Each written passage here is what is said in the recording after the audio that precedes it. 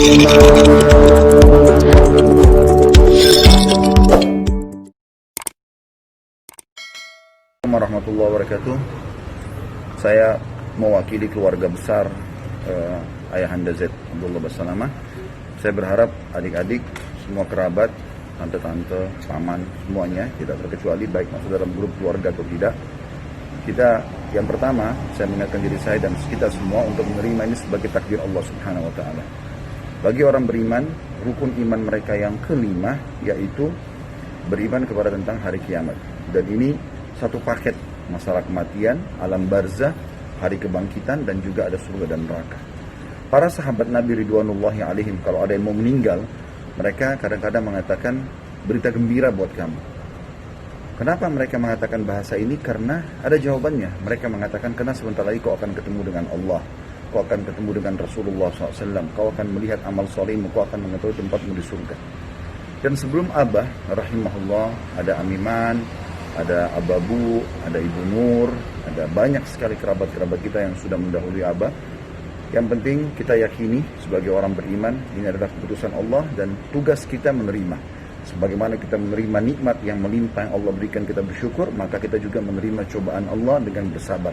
Ini harus berimbang satu sama yang lain. Yang kedua, saya sendiri sudah mewakili Abah. Bukan saya melangkahi kakak-kakak yang lebih tua dari saya, tapi saya bicara langsung Abah karena COVID-19 maka akan mengikuti prosedur dan tidak bisa tidak, yaitu prosedur yang pertama akan dimandikan di kafani dan juga disolati di masjid, di rumah sakit, di rumah sakit. Kemudian dari situ tidak boleh ditunda. Malam ini meninggal, maka malam ini juga akan dimakamkan. Maka saya akan imami sholat. Bagi keluarga laki-laki yang mau datang, silakan menuju ke rumah sakit Wahidin. Kemudian yang kedua adalah akan dikubur di pemakaman COVID-19. Jadi tidak bisa di pemakaman sembarangan. Saya tadinya ingin memasukkan di pemakaman yang satu kubur dengan Umi Jia, dengan Ababu, tapi subhanallah, qadarallah masya'far, Allah takdirkan berbeda. Itu sama sekali tidak diizinkan oleh pemerintah dan juga masyarakat setempat tidak menerima kalau ada orang yang COVID masuk ke kuburan yang normal. Ya. Jadi ini saya harap betul-betul kerjasama yang bisa mengerti semua permasalahan ini. Ya. Jadi insya Allah tugas kita setelah itu selanjutnya yang ketiga adalah bagaimana kita memperbanyak amal saleh buat beliau. Kita justru lebih erat lagi setelah meninggalnya Abah ini secara kekeluargaan, adik kakak saling menyayangi dan kita menjaga ibu kita sama-sama, Umi. Semoga Allah sembuhkan beliau. Semoga juga Allah sembuhkan Adinda Aminah, Adinda Abud, Awim, ya, ini yang semua yang lagi positif. Semoga Allah SWT sembuhkan kalian tanpa bekas insya Allah. Dan doa kami selalu bersama kalian semua. Saya harap jangan sampai ini disalahpahami dan ini adalah demi kebaikan semuanya. Dan juga perlu digarisbawahi, kita tidak membuka rumah kita untuk takziah. Karena memang itu protokolnya dan kita tidak mau ini malah tersebar kemana-mana sehingga terisolasilah rumah ya, seperti itu kurang lebih. Terima kasih. Assalamualaikum warahmatullahi wabarakatuh.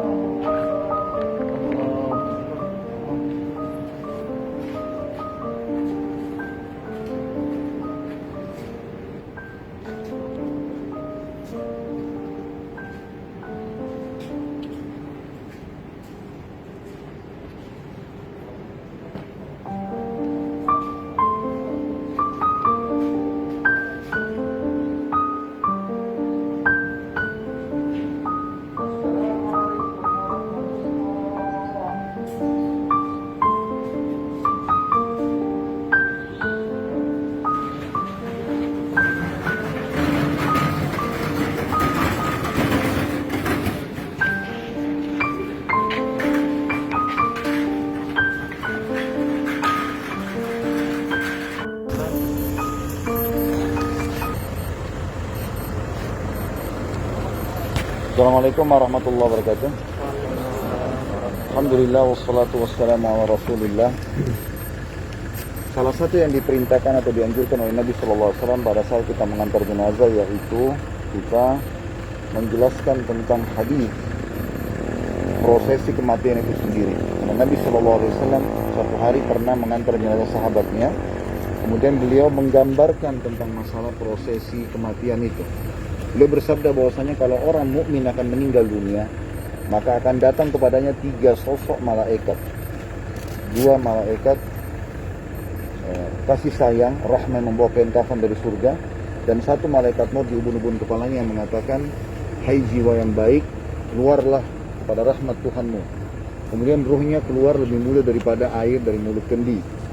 Setelah itu dibawa oleh malaikat rahmah, dibungkuskan kain kafan dari surga, lalu dibawa ke langit. Dan setiap kali menembus langit-langit, maka semua malaikat mengatakan, ruhnya siapa ini? Bertanya kepada malaikat rahmah yang membawanya. Maka malaikat rahmah mengatakan, ini Fulan bin Fulan, disebutkan namanya, yang terbaik di dunia. Kemudian setelah itu mereka mengatakan, semoga ruh ini Allah lewatkan di sisi kami. Kata Nabi SAW, karena ruh itu mengeluarkan wangi yang lebih wangi dari bau kasturi. Dan semoga insya Allah ayahanda kami dan juga kita semua di sini Allah berikan ini. Kemudian setelah itu Allah mengatakan kepada para malaikat, catatkan hambaku ini termasuk ahli surga. Amin. Dan kembalikan dia di dunia, di sana saya ciptakan, di sana pula saya akan bangkitkan. Kemudian bersamaan jenazah dimasukkan ke liang lahat, maka ruhnya dikembalikan masuk ke dalam kuburan tersebut. 3 langkah pengantar jalan, maka akan datang malaikat yang ma'ruf, mungkar dan nakir. Dia mendudukkan dia dan bertanya, siapa Tuhanmu, siapa nabimu, apa kitabmu? Pertanyaan sudah masyhur. Hanya saja menjawabnya adalah orang-orang beriman saja. Setelah itu dibukakan, dia akan bisa jawab. Kemudian dibukakan baginya pintu neraka dan dia ketakutan. Lalu malaikat mengatakan, lihatlah dari apa Allah selamatkan dirimu. Kemudian ditutup dan dibuka pintu surga, dan sampailah kepadanya wangi-wangiannya, dan dia melihat keindahannya. Akhirnya malaikat mengatakan, ini tempat kau sekarang. Maka jenazah tersebut pun berdoa mengatakan, ya Allah cepatkan waktu karena aku ingin masuk ke dalam surgaku. Lalu datang di sebelahnya orang yang tampan, bersih, menarik. Lalu kemudian si mayit mengatakan, siapa kamu ini? Dia mengatakan, aku adalah amal soleh yang akan menemani kau sampai hari kiamat. Lalu Allah pun berfirman kepada para malaikat, memerintahkan mereka untuk membentangkan kuburan hamba tersebut seluas pandangan matanya. Maka jadilah kuburannya taman dari taman surga. Beberapa riwayat lain dikatakan, dibentangkan baginya perbandani dari surga. Sebaliknya kalau orang itu kafir, atau orang-orang mungkin yang fasik, yang tidak sempat bertobat dari dosa-dosa besar, kemungkinan mereka bersama dengan orang-orang kafir ini, karena akan ada siksa-siksa kubur bagi pelaku dosa besar yang tidak sempat taubat. Semoga Allah selamatkan kita. Akan datang kepadanya 3 sosok malaikat, 2 malaikat penyiksa yang bawa kain kafan dari neraka, 1 malaikat maut di ubun-ubun kepalanya yang akan mengatakan, hai jiwa yang busuk, keluarlah kepada kemurkaan Tuhanmu. Maka ruhnya berserakan di tubuhnya, tidak mau keluar. Lalu malaikat maut menghantam wajah dan bokong mereka dengan keras dan ditarik secara paksa. Kata Nabi SAW, ibaratnya seperti bulu domba yang dibasahkan, dililitkan di pohon berduri, lalu ditarik dengan keras sehingga berantakanlah bulu domba itu. Kemudian dibungkus dengan kain kafan dari neraka lalu dibawa. Baru tiba di langit pertama saja para malaikat sudah menolak sambil mengatakan, siapa ini? Maka malaikat azab atau penyiksa membungkus kain kafan tadi ruhnya dengan kafan dari neraka mengatakan, ini adalah Fulan bin Fulan, namanya yang paling buruk di dunia. Lalu para malaikat mengatakan, semoga Allah tidak membuat lewat di sisi kami. Nah, kata sebagian kata Nabi SAW, karena ruhnya mengeluarkan bau busuk yang lebih busuk daripada bau bangkai. Kemudian setelah itu Allah pun berfirman berkata kepada para malaikat, catatkan hambaku ini termasuk penghuni neraka, kembalikan jadi dunia karena di sana saya ciptakan, di sana pula saya bangkitkan. 3 langkah orang yang mengantar pulang dari kuburan, maka akan masuk ruhnya, atau masuk ruhnya dulu, kemudian 3 langkah pengantar pulang, maka akan didudukkan oleh mungkar nakir lalu bertanya kepadanya, siapa Tuhanmu, siapa nabimu, apa kitabmu? Dia akan mengatakan, innama aqulu kama kana yaqulun nas. Saya nggak tahu, saya cuma ucapkan seperti orang ucapkan dulu. Kemudian setelah itu akan dibukakan baginya pintu surga dan dia kagum pada saat itu, tapi malaikat mengatakan, lihatlah dari apa kau haramkan dirimu. Lalu ditutup dan buka pintu neraka, sampailah kepadanya panas dan bau busuknya. Maka malaikat mengatakan, ini tempat kau sekarang. Maka dia pun berdoa mengatakan, ya Allah jangan kau cepatkan waktu karena aku tidak ingin ke nerakaku. Lalu datang di sebelahnya orang yang buruk tampangnya, menakutkan, bau busuk. Kemudian dia mengatakan, siapa kamu ini? Orang itu mengatakan, aku adalah amal burukmu yang akan menemani kau sampai hari kiamat. Lalu dua buah riwayat Bukhari disebutkan dalam kedudukan hadis. Yang pertama adalah Allah akan membuat dinding kuburannya menghimpit tubuhnya sampai tulang rusuknya seperti ini, dan diberikan ibarat dengan jari-jari Nabi SAW. Kemudian juga riwayatnya dikatakan Allah utus kepadanya malaikat yang tidak punya pendengaran dan penglihatan, yang akan memukul dia dengan sebuah besi, yang besi itu kalau seluruh jin dan manusia bersatu untuk membalikan, mereka tidak akan mampu. Lalu dihantamkan, hancur, diulangi lagi begitu terus sampai menjelang hari kiamat. Dari ini penyampaian Nabi SAW pada saat mengubur jenazah salah seorang sahabat. Dan ini boleh dicontohkan pada saat kita ada kuburan seperti ini. Tapi karena di masa pandemi seperti sekarang, kita tidak memungkinkan untuk masuk ke dalam kuburan. Termasuk tadi Anda sudah tahu semuanya, jenazah ayahanda kami pun diurus sesuai dengan protokol pemerintah, dan saya sudah instruksikan kepada seluruh keluarga untuk patuh dengan pemerintah dan juga mengikuti prosedur yang ada. Walaupun ini sebenarnya sedikit mengganggu hati kami, karena kami berharap bisa mengurus jenazah hampir semua kerabat yang meninggal. Umumnya yang laki-laki saya memandikan, saya mengurus, tapi pada saat ini memang Allah belum takdirkan semua itu. Tapi alhamdulillah ala kulli hal, sebagai orang beriman kita bersyukur kepada Allah SWT atas semua takdirnya, dan kita menerima semua cobaan dan takdir yang baik ataupun buruk, karena itu adalah rukun iman kita. Sebagaimana kita bersyukur terhadap nikmat, maka kita juga bersabar terhadap cobaan. Dan alhamdulillah ala kulli hal, ayah kami meninggal dunia di hari Jumat, dan kita tahu sama-sama hari Jumat adalah hari yang mulia, dan salah satu keutamanya kalau meninggal hari Jumat akan selamat dari fitnah kubur. Amin. Kemudian juga meninggal dalam keadaan Covid, maka ini juga insya Allah pendapat ulama umumnya mengatakan mati syahid, dan semoga Allah kabulkan dari beliau insya Allah masalahnya. Dan juga saya sampaikan di sini teman-teman sekalian, kalau misalnya ada sesuatu yang salah dari perkataan ayahanda kami, mungkin juga yang punya sangkut paut masalah utang piutang atau hak-haknya belum diberikan, silakan datang ke alamat kami nanti, insya Allah menghubungi ahli waris, kami akan menyelesaikan segera. Karena jenazah kalau meninggal dunia, maka harus ada hal-hal yang disegerakan. Yang pertama adalah mengurus jenazahnya, dan alhamdulillah Allah juga memudahkan kita malam ini sesuai dengan sunnah Nabi SAW. Kata beliau, ikramul mayyit dafnuhu, ya, termasuk penghormatan terhadap jenazah, segera memakamkannya. Alhamdulillah tadi setelah saya bicara, ternyata prosedurnya memang harus segera dimakamkan. Kemudian dibayar utangnya, itu yang kedua setelah jenazah diurus.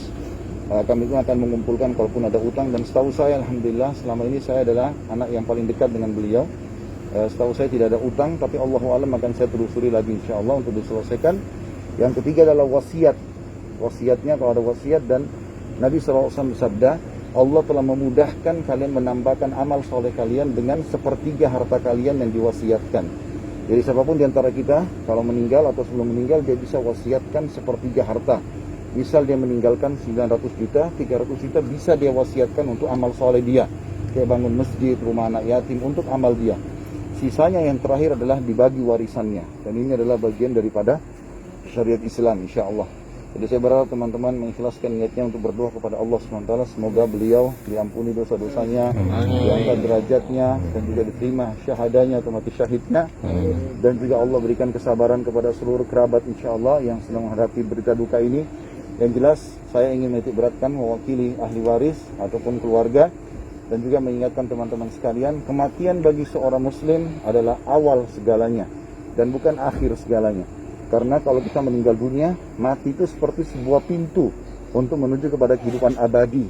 Di sana hanya ada surga, dan kita semua sedang menuju ke sana. Sebagian sahabat bahkan mengatakan kita harus cemburu dengan orang yang meninggal dalam keadaan Islam selama kita masih hidup, karena dia sudah pasti mendapatkan tiket keislaman itu, sementara kita masih hidup belum tentu mendapatkan itu semua. Maka kita harus pahami masalah ini, dan saya juga akan mengundang kerabat, dan saya sampaikan teman-teman juga yang menghadapi kematian nantinya, kerabat-kerabatnya, sampaikan kepada mereka kalau mati bukan akhir segalanya bagi seorang muslim, tapi justru awal segalanya, dan tidak ada yang hilang. Baginda Nabi SAW sudah mewasiatkan dari 1400 tahun yang lalu, tidak ada seorang yang meninggal, bayi ataupun tua sekali, baru lahir berapa hari, ataupun meninggal dalam kondisi 100, 120 tahun, 150 tahun, kecuali akan dibangkitkan pada hari kiamat, ya, berumur 33 tahun, tidak lebih sehari, tidak kurang sehari. Jadi tidak ada yang hilang dari kerabat kita, dan kita akan bertemu dengan mereka insya Allah. Tinggal saya tutup teman-teman sekalian, perbanyak amal soleh bagi diri kita dan juga bagi teman-teman kita, Kalau hari ini kita mengantar ayahanda kami ini, maka besok mungkin kita juga akan diantar. Itu pasti terjadi, karena Allah SWT berfirman, A'udzubillahi minasyaitonirrajim, kullu nafsin dha'iqatul maut, semua jiwa pasti akan mati. Wa innama tuwaffawna ujurakum yaumal qiyamah, karena kalian akan menerima balasan-balasan amal kalian pada hari kiamat. Faman zuhziha 'anil nari wa udkhilal jannah faqad faz. Siapa yang diselamatkan dari api neraka dan masuk ke dalam surga, dia telah beruntung. Mal hayatud dunya illa mata'ul ghurur. Dan ketahuilah kehidupan dunia ini hanya sesuatu yang menipu belaka. Oleh karena itu teman-teman, ambil pelajaran dari kematian ini, bahwasanya kita semua akan meninggal dunia, maka berbanyak amal saleh. Dan juga bagi kerabat kita yang sudah meninggal, jangan kita lupa sisihkan doa buat mereka. Dan juga kami berharap Anda semua ikhlaskan berdoa untuk ayah Anda kami tentunya. Dan juga bagi ahli waris bisa memperbanyak sedekah, ya, haji dan umrah yang sudah disunnahkan oleh Nabi alaihi salatu wassalam. Sekali lagi semoga Allah SWT ampuni dosa-dosanya, Allah tinggikan derajatnya, Allah jadikan kuburnya taman dari taman surga, dan bukan lubang dari lubang neraka. Dan jazakumullahu khairan. Wassallallahu nabiyana Muhammadin walhamdulillahi rabbil alamin. Wassalamualaikum warahmatullahi wabarakatuh. Waalaikumsalam warahmatullahi wabarakatuh.